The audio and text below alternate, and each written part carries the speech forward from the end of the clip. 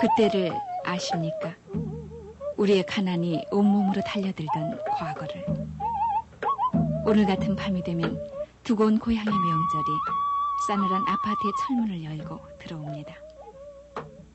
고향의 사립을 뛰쳐나와 아파트의 난간에 매달린 추석 달무리 속에는 낡은 신문지 속에 희미한 동그라미 사진처럼 잊혀진 그때가 드리워져 있습니다.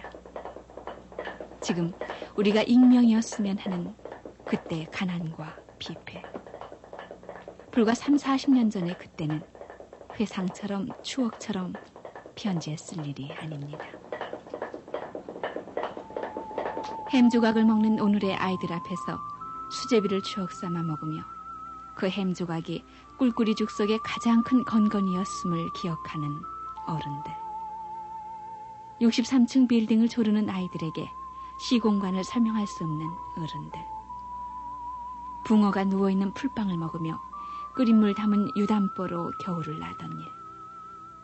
배 꺼진다 뛰지 말라던 할머니와 전기 단다 일찍 자라던 어머니의 얘기를 들으며, 그리고 솔껍질을 벗겨 먹으며 밀교를 씹던 아이가 어느 날 큰 군화를 끌고 까맣게 염색한 군복을 입고서 계절을 앓던 그때. 오늘처럼 그때도 추석 명절에 대한 설렘이 있었습니다. 언젠가는 잘 살 수 있는 날이 있을 것이라는 기대와 희망이 있었기 때문입니다. 그리고 그 날들이 왔습니다. 그러나 그 대신 오늘 우리는 그때의 그 희망을 가졌던 날들을 잊고 말았습니다.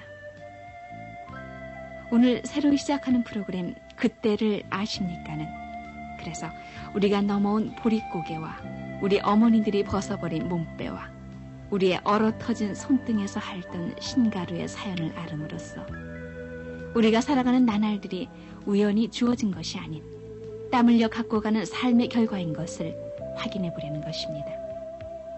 지금 희망은 더합니다.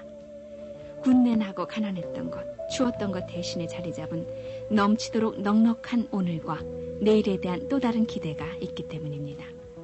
그리고 좋은 날을 살아가려면 우리 오늘의 갈등과 투정이 얼마나 허망스러운가를 그때를 통해 확인합니다. 오늘 고향으로 가는 19날 달은 보름달보다 16날 달보다 더 아름답습니다.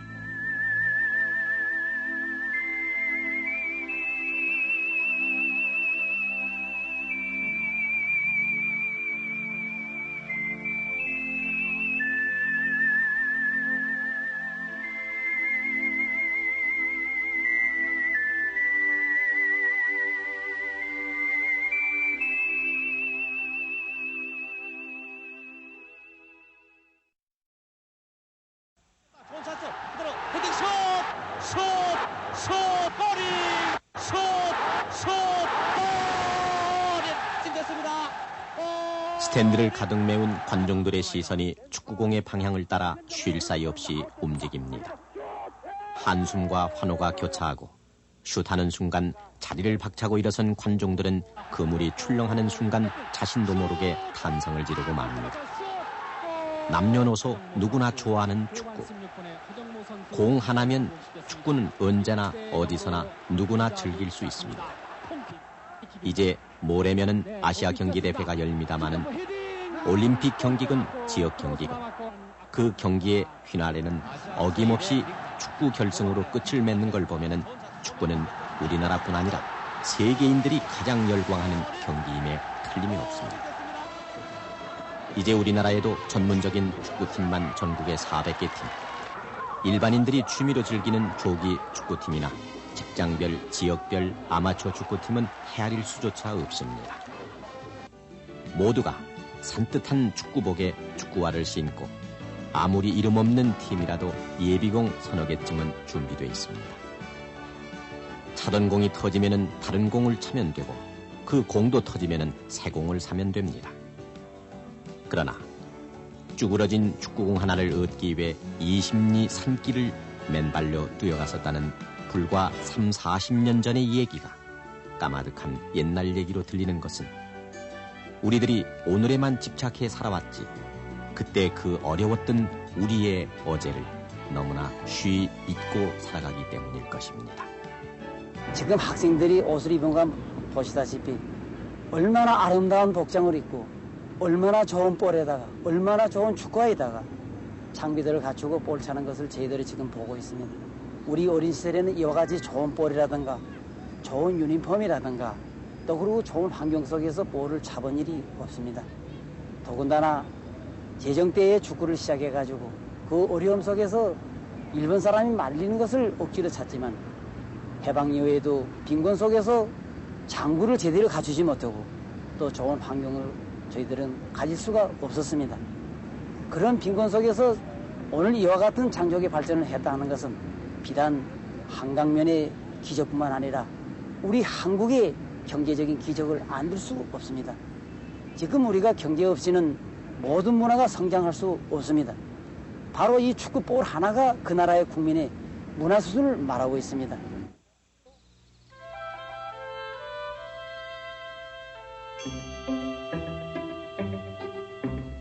지금으로부터 30-40년 전만 해도 돼지 잡는 광경은 구경거리의 하나였습니다. 해방이 되고 그리고 전쟁이 닥쳐들어서 우리의 삶이 혼돈과 황폐의 밑바닥에 눌려있을 때이니까 마을의 혼사나 회갑 같은 큰 잔치나 벌어져야 돼지를 잡았습니다. 그것도 고작 1년에 겨우 한두 번.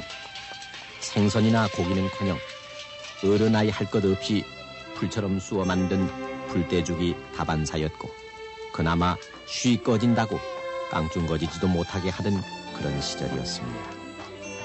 커다란 가마솥에서 물이 끓기 시작하면은 우통을 벗어젖힌 마을의 장정들이 발버둥 치는 돼지를 마당으로 끌어냅니다. 운명을 예감한 돼지가 한바탕 소동을 피우기 마련이 이 틈을 타서 돌담 밖에서 기웃거리는 아이들이 하나 둘 문 안으로 스며듭니다. 평소 동으로 가라면 서로 가던 청개구리 아이들도 이날만큼은 어른들의 환심을 사기 위해 얌전한 표정을 짓습니다. 심부름을 제일 잘하고 많이 한 아이에게는 선물이 주어지기 때문입니다. 그 선물은 바로 돼지 오줌통. 행운을 잡은 아이가 행여나 누가 뺏을세라 두 손에 움켜쥐고 살인문을 빠져나가면은 나머지 아이들은 우르르 그 뒤를 쫓습니다. 개가 먹이를 물고 구석진 곳으로 찾듯이 아이들도 후미진 곳을 찾아 옹기종기 모여 앉습니다. 밀대를 꺾어 오줌통에 바람을 불어넣으면 오줌통은 풍선처럼 부풀어 오르고 명주실로 끝을 묶으면 영락없는 축구공입니다. 애들 머리통만 한 이 오줌통 축구공은 천연 가죽이니만큼 대단히 질겨서 잘 터지지도 않았고 탄력 또한 요즘의 가죽공 못지 않았습니다. 그 오줌통은 볼이 없으니까 그 동네에서 이제 돼지 잡을 것 같은 그런 그 오줌통은 저기다가 그냥 이제 바람을 넣지만 그 바람 넣어도 그게 뭔가 단단하지가 않아요. 그냥 아주 흐느흐느하지. 예, 그걸 놓고 이제 치면 멀리도 안 갑니다. 그냥 치면은 그냥 그 댁대굴 굴르고 이제 그 흙이 묻어요. 그거 더럽지 사실 말이에요. 그런 걸 그래도 그게 없으니까 그거라도 그냥 치고 또 그게 없으면 정말 그 새끼를 이제 이렇게 말아설랑한 이제 그 속에는 이제 뭐 그 헌 누대기 같은 걸 이렇게 전부 이렇게 해서 볼을 맹글어 가지고 치기도 하고.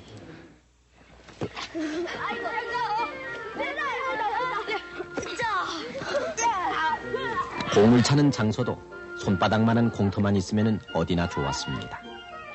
산비탈이나 개울가도 좋았고 추수가 끝난 밭이나 논이면 더욱 좋았습니다. 돌부리, 나무뿌리에 무릎이 까지는지도 모르고 흙먼지를 하얗게 뒤집었을 때까지 오줌통을 차댔습니다. 이 아이들이 지금의 40-50대 장년들입니다.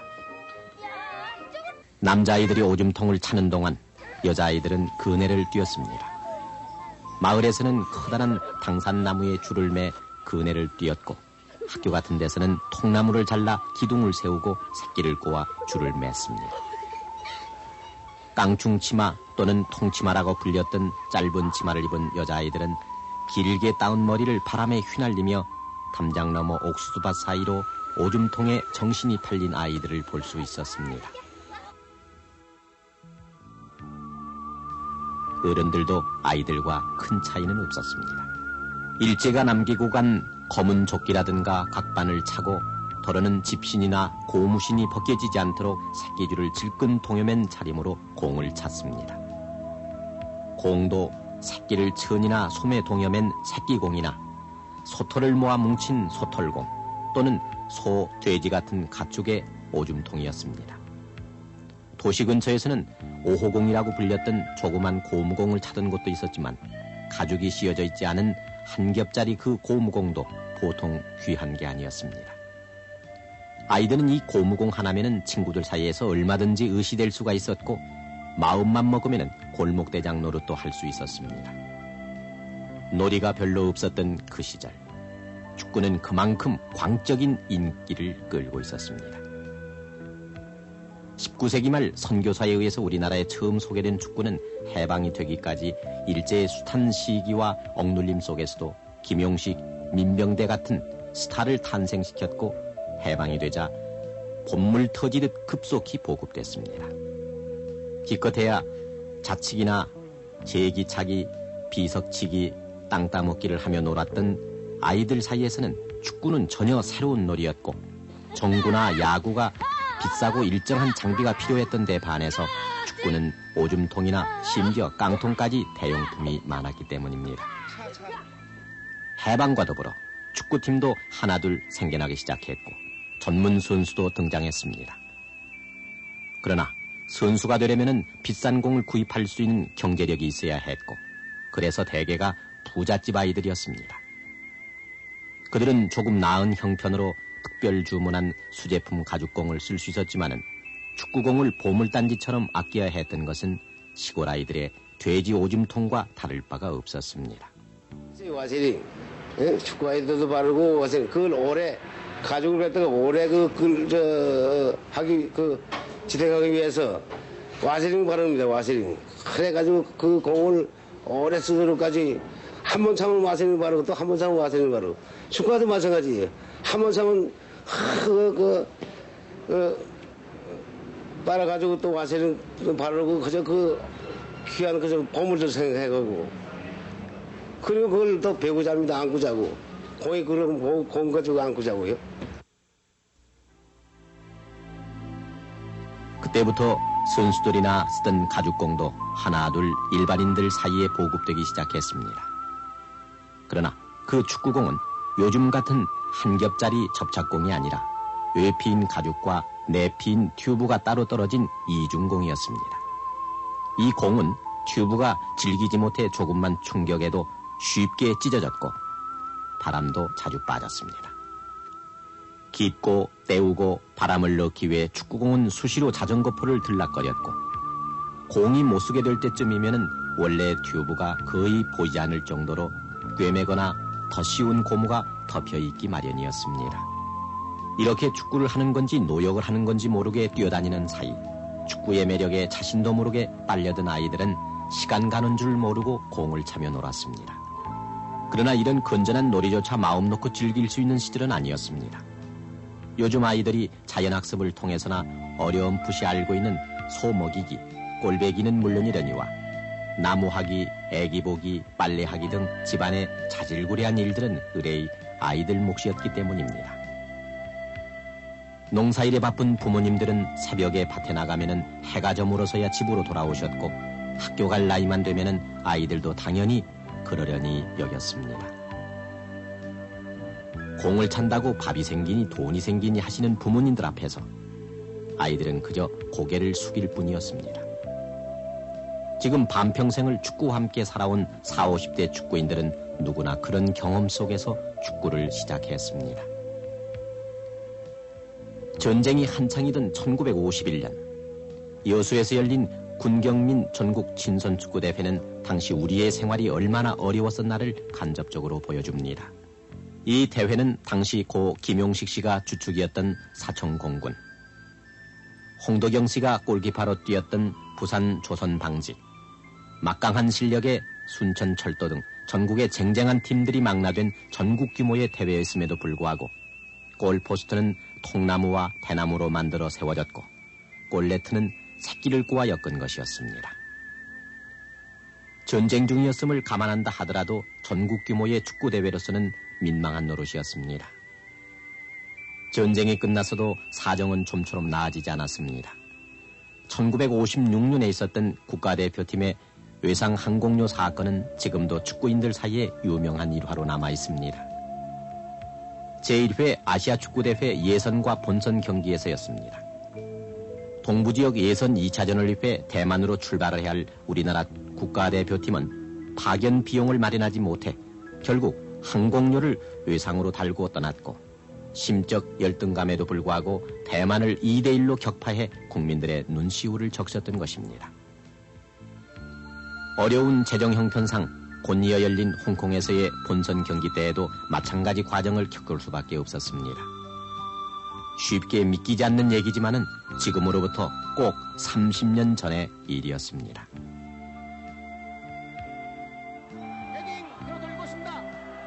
60년대 들어서면서 비약적으로 발전하기 시작한 우리의 경제 사회 여건에 힘입어서 축구도 발전에 발전을 거듭했습니다. 몇 번의 좌절과 실패는 있었지만은 아시아 최강에 오른 지는 이미 오래됐습니다. 올해 드디어 월드컵 본선에 진출함으로써 세계 무대에 진출했고 아시아 경기대회가 우리나라에서 열림에 따라 우리 축구의 위치를 다시 한번 확인한 계기를 맞게 됐습니다. 특히 이번 아시아 경기대회 축구 경기에서는 우리나라에서 생산된 국산 공이 국제 공인구로 공식 사용됨으로써 우리의 자부심은 더욱 고조되고 있습니다. 돼지 오줌통을 얻어 차면서 일본인들이 동냥하듯 던져두던 곰공을 차면서 국가대표팀을 외상 비행기에 태워보내면서 우리는 오늘을 이어문해 왔습니다. 축구 강국이 됨과 동시에 세계 유수의 축구공 생산국이 됐고 축구공 수출국이 된 것입니다. 축구 강국인 스페인에 볼을 수출한가 하면 유명 메이커인 브라인 윌슨 스폴딩 등에 주로 수출하고 있는 실정입니다. 스폴딩 같은 회사에서는 자기네 공장을 폐쇄하고 현재 저희 회사에서 전량 공급받아가지고 이것을 전 세계에 공급하고 있는 실정입니다. 그래서 지금 현재 저희 회사 규모는 세계에서 2위 정도로 유지하고 있는 상태입니다. 돼지 오줌통에서 튜브공으로, 튜브공에서 다시 현재 한 해 200만 개가 넘게 생산되는 국제 공인구로 축구공이 걸어온 지난 40년간의 역사는 그대로 해방 이후 우리의 현대사를 요약하고 있습니다. 푸른 잔디구장에서 울긋불긋한 유니폼을 받쳐 입고 반짝이는 축구화로 경기용 축구공을 차는 어린이들에게 축구공이 헤쳐온 지난 40년간의 가시밭길은 결코 캐캐묵은 옛날일 수 없습니다. 오줌통을 차던 사람들은 바로 이 어린이들의 아버지였으며 축구공을 들고 자전거포로 달려가던 사람들은 다름 아닌 형님과 삼촌들이었습니다. 그때를 아십니까? 이제 한마음으로 환호할 아시아 경기대회의 킥오프. 그 뒤에는 갓난이를 따라가던 영구의 낡은 고무신 같은 우리의 갓난이 있었음을 그때를 아십니까? 불과 30-40년 전 우리 스스로 잊어왔던 고난과 가난의 길을 내일 명절상을 준비하는 우리 마음속에 오늘 되살려 지금 아이들에게 들려주어야 할 때가 왔습니다. 돼지 오줌통 그 축구공의 이력서는 오늘 우리 번영의 노비문서처럼 남아있기 때문입니다.